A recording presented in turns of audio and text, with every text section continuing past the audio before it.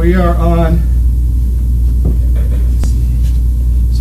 on Christian Stewardship, the third week of this, and we are gotten halfway through Proverbs 31.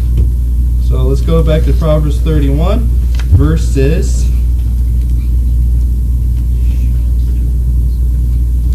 Our part here says 10. I think we were like around 15, but we'll take a look here. Psalms, Proverbs 31. Of course, our paragraph we're working on, we believe that Christians are not their own, but belong wholly to God. We believe everything we have is not our own, but given to us for us to use for God's divine purpose. As such, God has commissioned us to be stewards of the things we have been given in service to Jesus Christ. We believe as stewards we will be either rewarded or chastised depending on how well we use the resources given to our care and management, both individually and nationally.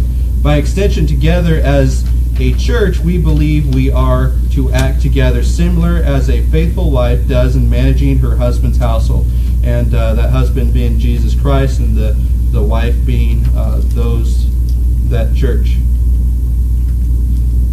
his body. And so let's see here. I'm in Ecclesiastes. How does that happen? There we go. One page over, and I am back in Proverbs. So we saw last week, who can find a virtuous woman, for her price is far above rubies. The heart of her husband doth safely trust in her, so that he shall have no need of spoil. She will do him good and not evil all the days of her life. She seeketh wool and flax, and worketh willingly with her hands. Talk about how she's a willing worker. This is something she wants to do. He trusts in her ability to function on her own. When he's off doing what he needs to do to put food on the table, she's at home making sure that the household is well taken care of, making sure that the household can subsist and sustain itself upon himself. She doesn't have to worry that he's going to have to, when he comes home, there's less there than that there was before. There's always something new that is there. He goes home, and it's like a merchant ship just came in, and he's like, wow, I didn't know I had all this merchandise, but my wife took wool from the sheep and food from the plot of land, and now we have food on the table and clothing on our back, and I didn't even have to go buy these things. These are things that my wife made. These are things that she grew from the earth and so forth, and she's very productive. He doesn't have to worry about trying to find new sources of income. She is like the merchant's ships. She bringeth her food from afar. Isn't that kind of like what Christ expects of us when he sees us at the judgment sheet of Christ? He's going to be like, hey, I see that I left you with 10 talents, and now you've given me 10 talents more. I can trust you with those things, those spiritual things that I gave you when I left to prepare a place for you in heaven. I left you in charge down here, and when I've returned, you've had all this gain here on earth, and now I want you to be in charge over 10 cities because of your faithfulness. I know you can manage these 10 cities in the kingdom and so forth, and whatever he has for us in the future. And then he sees somebody who he saved, he died for them, and he shed his blood for them, and he gave them special gifts. He gave them the ability to buy and sell and get gain here on earth. And then he returns to them and says, hey, how have you been doing? How's everything been going? Oh, I see that you have the same thing that I left you with. Well, I didn't want to lose it. I didn't want to ruin it. And then people will be like, well, good for him. He didn't lose what he was given. Well, that's not a great accomplishment when you're supposed to be a steward and you're supposed to buy and sell and get gain. And then he's like, man, I can't leave you with anything. Well, what's the purpose of leaving you with anything? I'm going to have you go underneath that brother who had 10 cities. He can manage stuff, and maybe he can manage you, and so I don't have to worry about you. And so we need to be like this lady here in Psalm 31, managing the things for when he returns, he doesn't have to worry about what he left us with. She is like the merchant ships that bringeth her food from afar. She riseth also while it is yet night, and giveth meat to her household, and a portion to her maidens. So before he's even leaving, she's making sure that he has everything he needs in the process of getting out there to do the work, and so forth. She makes sure that there's nothing lacking so that he can faithfully go off and do what he needs without having to worry about his household. She considereth the field and buyeth it. So not only is she working with what they already have, she's looking to increase the household and to work it.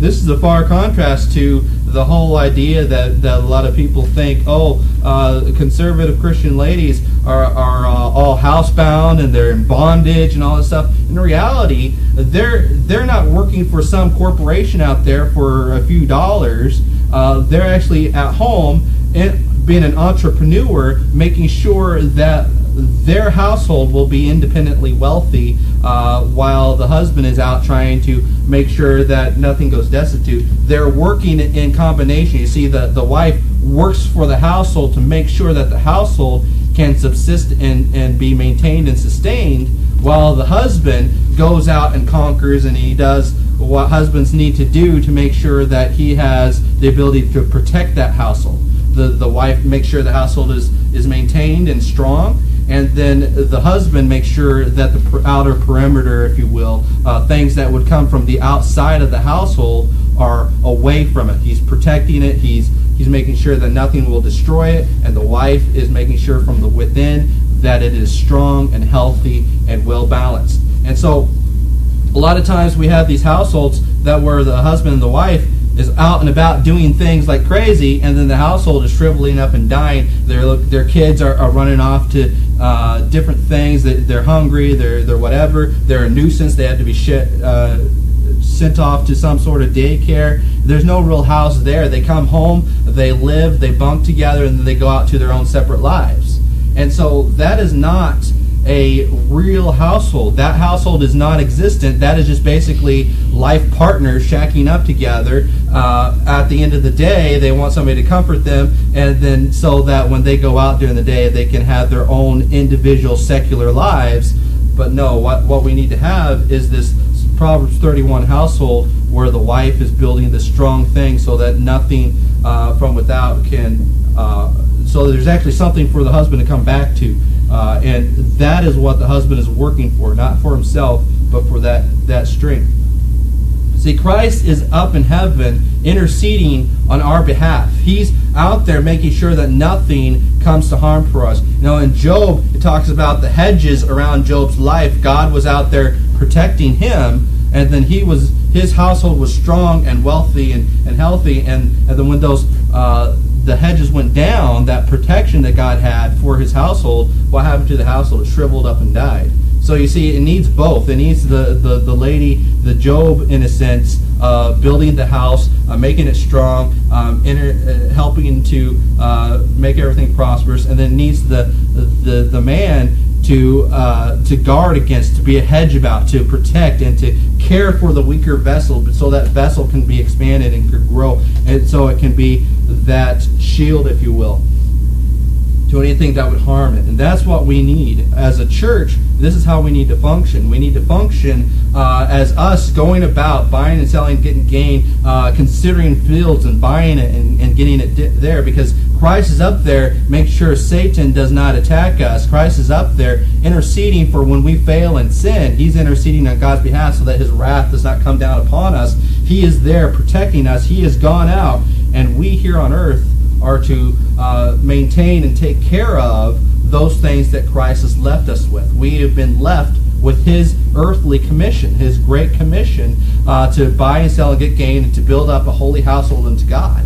And so we need to realize and understand this concept of stewardship is just like having this wife here. She considereth the field and buyeth it, in verse 16. With the fruit of her hands she planted the vineyard. She's making sure that the ground is tilled. She's making it loosened. She's taking fruit. She's taking seeds from the bounty she's already had from those households and ships and so forth, the merchant ships. She seeketh wool and flax and wooling with her hands, no need of spoil, and so forth. So she's planting a vineyard so that there will be wine and grapes and so forth. And she girdeth her loins with strength and strengthened her arms. She perceiveth that her merchandise is good, and her candle goeth not out by night. You know, what is that old saying? Is that a man works from sun to sun, but a woman's work is never done, or something like that.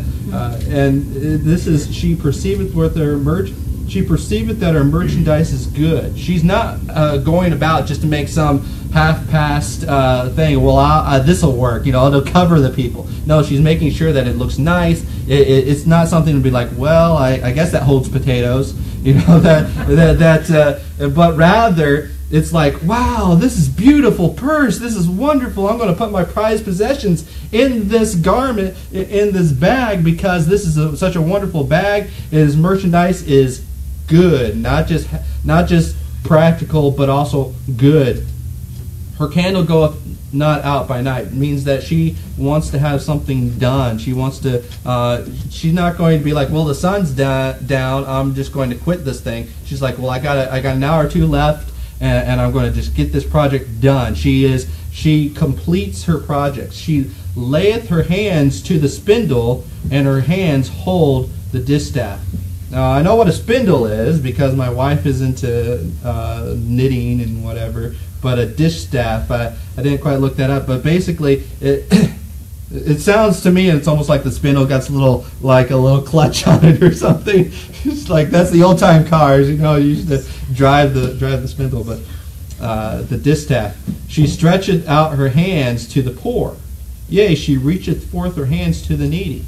So, like I told a brother the other day, is that this is not like she's stretching out her hands to the guy on the street corner and just giving him stuff. No, the society back then and there, remember, today's society is about secular individuals doing what individuals want to do, but society back then and there was households, like she mentions here, is the lady would be at home, she's working hard, making sure the household is well, the husband's out and about trying to make sure that the household is protected. And then she layeth her hands she stretcheth out her hand to the poor, would be some lady who is struggling. Remember how the Bible talks about how in the church that the older women shall teach the younger women and so forth. It's a similar concept where she is stretching her hands out to the poor, those ladies who are struggling in being able to maintain their household, being able to help them, being able to do these things. She's stretching her hand out to the poor that are not as wealthy as her, not as well off as her, so that if there's an area in which she lacks into being able to build her household, she is assured that somebody more experienced is going to help her in that. So who's richer in experience, richer in money, richer in whatever, is going to be able to help her in those areas that they are lacking. Similar to when we here at the church, even though we have our own households, we here at the church submit one to another, and so that if we see somebody who has a need, we first bear our own burdens and then the burdens of others.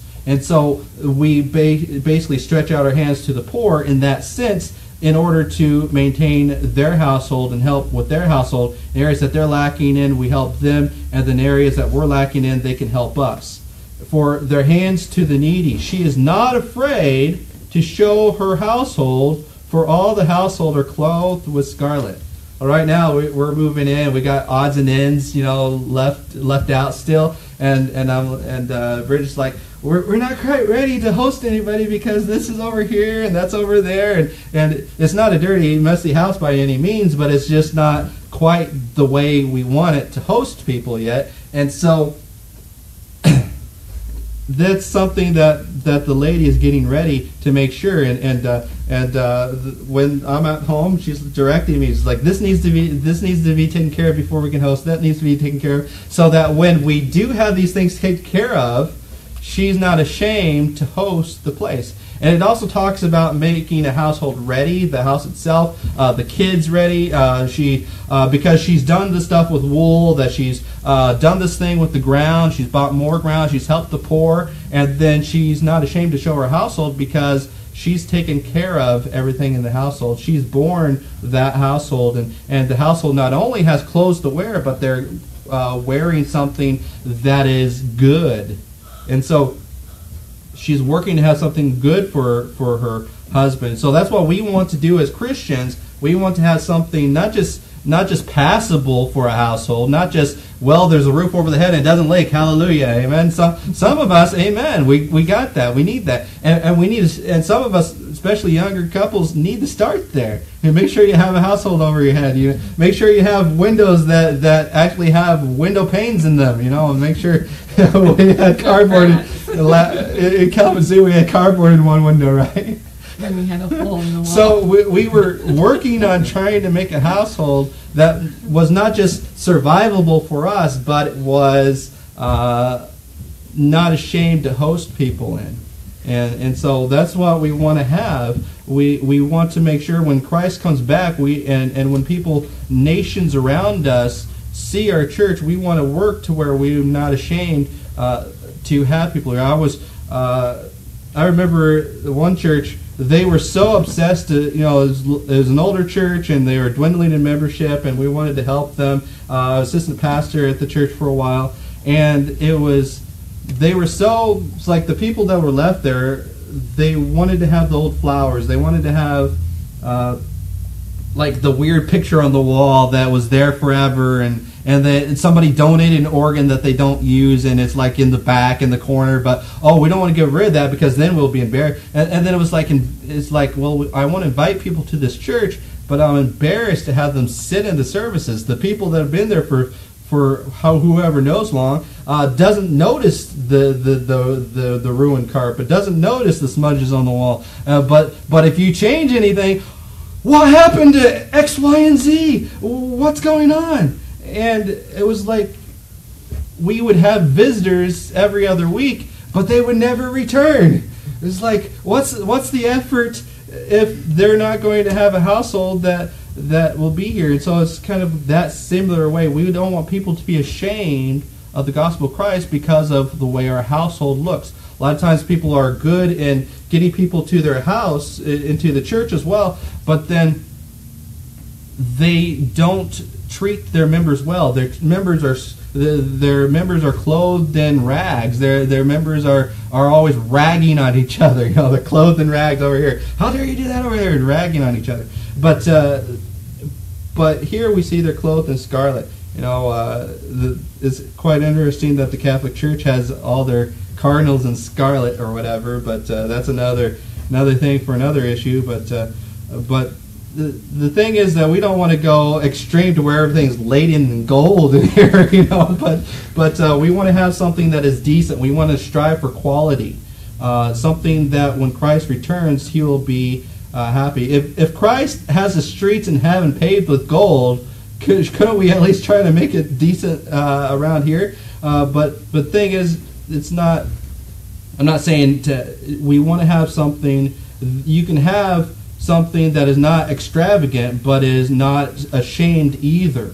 You want to have that balance there. You don't want to be like, you don't want to be so extreme. But she stretcheth out her hand to the poor, yea, she reacheth forth her hands to the needy. She is not afraid of the snow for her household are clothed with scarlet. So we see here in this passage, the snow, when it's cold out,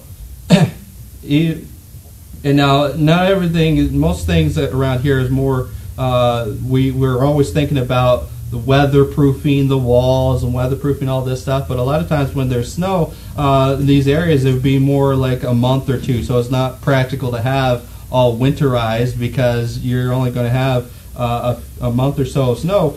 But the scarlet here is, they are prepared for the elements. They are prepared for those things that are around them, and that's what we need to do as God's spiritual household, is to prepare each other for the elements around the world. That's why in the Great Commission that we are to teach one another, that we are to hold fast to things that are true. We need to be prepared for this world when things are warm and cozy and the world is all happy with us as a church.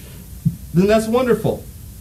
But then when the winds of time change, and then they're more secular, or they're more a certain religion that tries to exclude Christianity, we need to be prepared for those times. We need to be clothed with scarlet. We need to be clothed with things that are warm and strong and practical for weather. She maketh herself coverings of